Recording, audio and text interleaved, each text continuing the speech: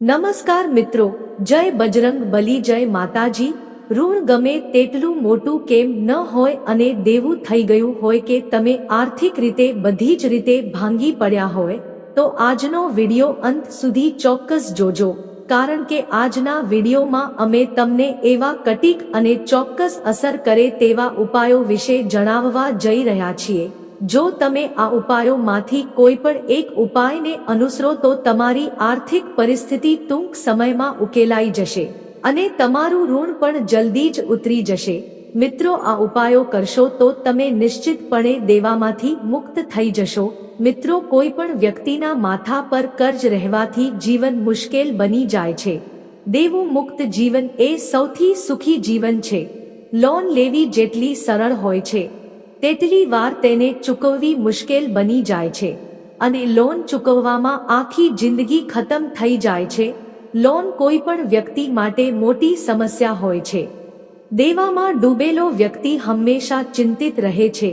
લોનના કારણે તેના આખા પરિવારને દુઃખ ભોગવવું પડે છે। દેવું, આર્થિક તંગી અને પારિવારિક વિખવાદના કારણે બદનામીનો સામનો કરવો પડે છે।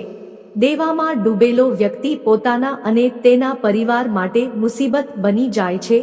લોન લેતી વખતે સમસ્યા વિશે વિચારીને સાવચેતી રાખવાની જરૂર છે, નહીં તો આનો સામનો કરવો અશક્ય લાગે છે। હંમેશા ધ્યાનમાં રાખો કે તમારે ક્યારેય મંગળવાર અથવા શનિવારે લોન ન લેવી જોઈએ, કારણ કે આ દિવસે લીધેલી લોન ચૂકવવામાં ઘણી મુશ્કેલી આવી શકે છે। શનિવારે લીધેલો કર્જ ક્યારેય સમાપ્ત નથી થતો। શનિવારના દિવસે લોન માટે અરજી કરશો નહીં અથવા લોનના દસ્તાવેજો પર હસ્તાક્ષર ન કરવા જોઈએ। ચર લગ્ન જેમ કે મેષ, કર્ક, તુલા અને મકરમાં લોન લેવાથી તે ઉતરી જાય છે, પરંતુ ચર લગ્નમાં લોન ન આપવી। લોન લેતી વખતે ચર લગ્નમાં 5મા અને 9મા ઘરમાં સુગ્રહ અને 8મા સ્થાનમાં કોઈ ગ્રહ ના હોય, નહીં તો દેવું વધતું જ રહેશે।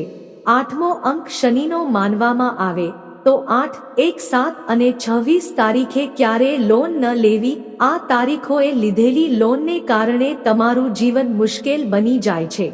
અરજી પર કાળી શાહીથી સહી ન કરો, તે અશુભ માનવામાં આવે છે। આવી લોન તમને જલ્દી છોડશે નહીં।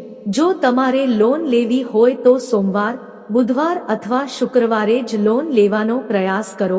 આ દિવસોમાં ચૂકવણી ખૂબ જ ઝડપથી થઈ જાય છે। ચૂકવવામાં કોઈ મોટી સમસ્યા નથી આવતી।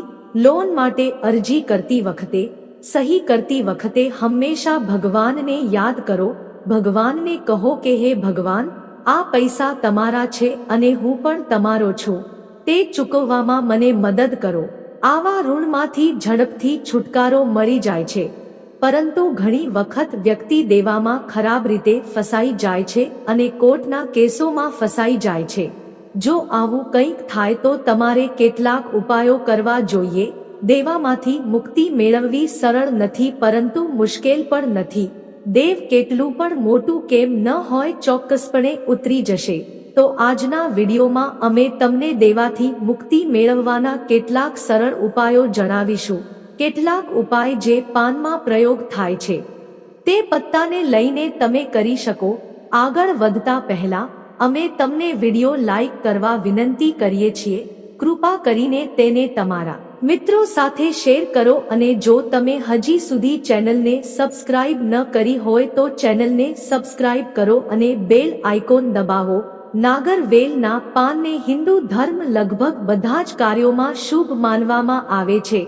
સ્કંદ પુરાણ અનુસાર સમુદ્ર મંથનના સમયે પ્રથમ વખત નાગરવેલના પાનનો ઉપયોગ કરવામાં આવ્યો હતો। ત્યારથી દરેક શુભ કાર્યમાં તેનો ઉપયોગ થવા લાગ્યો। કોઈ પણ પૂજા અર્ચના શુભ કાર્યમાં સમાવેશ ચોક્કસપણે થાય છે। જ્યોતિષશાસ્ત્ર અને ઉપાયોમાં પણ તે ખૂબ જ અસરકારક માનવામાં આવે છે। એવું માનવામાં આવે છે કે બુધ ગ્રહ નાગરવેલના પાન સાથે ઊંડો સંબંધ ધરાવે છે। તે નાણાકીય સમસ્યાઓ પણ દૂર કરે છે। જો તમે સંપૂર્ણપણે દેવામાં ડૂબી ગયા હોવ તો લાગે છે કે કોઈ રસ્તો નથી, તમામ પ્રયત્નો કરવા છતાં પણ ઋણમાંથી મુક્તિ મેળવવા માટે જો તમને સફળતા ન મળી રહી હોય તો પાનનો આ ઉપાય તમારા જીવનમાંથી સમસ્યાઓ દૂર કરી દેશે। આ ઉપાય કરવા માટે એક આખું પાન લો, એટલે કે જે ચોખ્ખું અને ફાટેલું ન હોય. તમારે એક પાન લેવાનું છે, તેના પર 2 લવિંગ અને 1 એલચી રાખવાનું છે. હવે આ પાનને ફોલ્ડ કરીને પાનનું બીડું બનાવી લો અને મંગળવારે સાંજે સ્નાન કર્યા પછી સ્વચ્છ કપડાં પહેરો, હનુમાનજીના મંદિરમાં જાઓ અને તેમને આ પાન બીડું અર્પિત કરી દો. 3 મહિના સુધી સતત દર મંગળવારે આ પ્રયોગ કરો. મિત્રો, જો તમે હનુમાનજીને માનો છો તો સાચા હૃદયથી જય જય બજરંગ બલી કોમેન્ટ બોક્સમાં ચોક્કસ લખજો. જો તમે કોઈ પણ મંગળવારે જાતે જઈ શકતા નથી તો તમારા તરફથી કોઈ અન્ય વ્યક્તિ કરી શકે છે. આ દિવસે તામસિક પદાર્થોનું સેવન ન કરો, પવિત્રતા જાળવો. ટૂંક સમયમાં તમે દેવું ચૂકવવાના સરળ રસ્તાઓ તમારી સામે આવશે. સરળતાથી તમે દેવામાંથી મુક્તિ મેળવી શકો છો. યાદ રાખો, હનુમાનજીના આશ્રયમાં જે આવી ગયું, હનુમાનજી તેમનો બેડો પાર કરે છે, તમારી બધી સમસ્યાઓ દૂર કરે છે. હવે એક બીજો ઉપાય છે.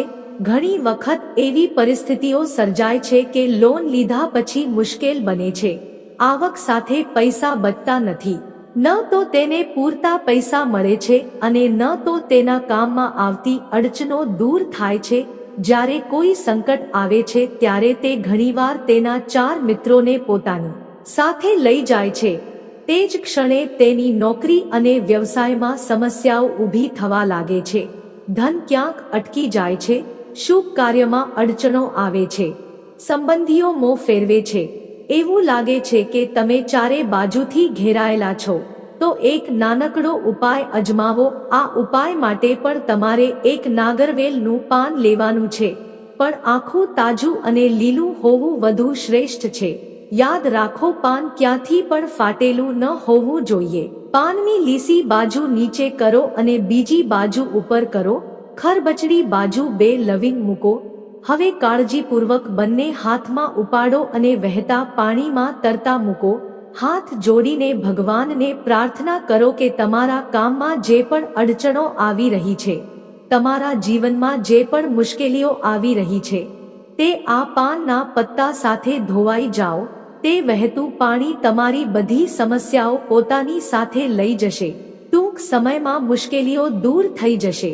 તમને તમારા કાર્યમાં સફળતા મળવા લાગશે. દરેક સંકટમાંથી બહાર નીકળવાનો માર્ગ દેખાવા લાગશે. આ એક ખૂબ જ અસરકારક ઉપાય છે. ચોક્કસ અજમાવી જુઓ. અને એક વધુ ઉપાય જે તમે નવરાત્રી દરમિયાન કરી શકો છો. જો તમારું દેવું વધી રહ્યું છે તો તમે નવરાત્રી દરમિયાન જેટલા દિવસ થઈ શકે તેટલા દિવસ રોજ એક પાનના પત્તા પર રીમ લખીને માં દુર્ગાને અર્પણ કરો. 9મીના દિવસે તે પાનના પત્તાઓને તમારી તિજોરીમાં રાખો. અને એક નાનો ઉપાય જણાવું છું. તમે પોતે અથવા તમારા ઘરનો કોઈ પણ સદસ્ય, કોઈ મહિલા સદસ્ય પણ તમારા બદલામાં કરી શકે છે આ ઉપાય. પરંતુ મહિલાઓએ હનુમાનજીને સ્પર્શ ન કરવો જોઈએ. ઋણમાંથી મુક્તિ મેળવવા માટે મંગળવારની રાત્રે ખાસ ઉપાય કરવામાં આવે છે. ઉપાયના દિવસે મીઠું ન ખાવું. તમે ફરારી મીઠું ખાઈ શકો છો. લસણ અને ડુંગળી વગરનું ભોજન ખાઓ આ દિવસે. અને રાત્રે સ્નાન કર્યા પછી તમારે આ ઉપાય રાત્રે 11 થી 1 વાગ્યાની વચ્ચે કરવાનો છે. રાત્રે ચારે બાજુ શાંતિ રહે છે અને તમે સરળતાથી ભગવાન સાથે જોડાઈ શકો છો. ઘરમાં હનુમાનજીની સામે તમે આસન પાથરીને બેસી જાઓ. હનુમાનજીને દીવો પ્રગટાવો, લાલ પુષ્પ અર્પણ કરો અને પછી 11 વાર હનુમાન ચાલીસાનો પાઠ કરો. તમારે ઓછામાં ઓછા 11 મંગળવાર સુધી આ નિયમિત રીતે કરવું પડશે. આ સમસ્યામાંથી તમને ઝડપથી છુટકારો મળશે. આ ઉપાય અઠવાડિયામાં 1 વાર મંગળવારના રોજ 11 મંગળવાર સુધી કરવાનો છે. આ ઉપાય માત્ર રાત્રે 11 થી 1 વાગ્યાની વચ્ચે જ કરવાનો છે. જલ્દી તમે કર્જમાંથી મુક્ત થઈ જશો. પુરુષોએ મંગળવારના દિવસે દક્ષિણમુખી હનુમાનજીને સિંદૂર અર્પણ કરે. મહિલાઓએ લાલ ફૂલ અર્પિત કરવા જોઈએ. ઘરમાં શંખ અવશ્ય વગાડો.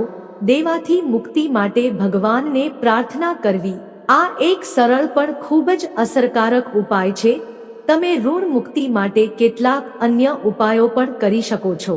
તમે ઋણ મોચન મંગલ સ્તોત્રનો પાઠ કરો અથવા કંકધારા સ્તોત્રનો નિયમિત પાઠ કરો તો પણ તમને કરજોથી રાહત મળશે, તમને દેવાની સમસ્યામાંથી મુક્તિ મળશે અને તે તમને પરેશાન કરશે નહીં. ઉપાયોની સાથે મહેનત અને નિયમિતતા કર્જ ચૂકવવામાં ઘણી મદદ કરે છે.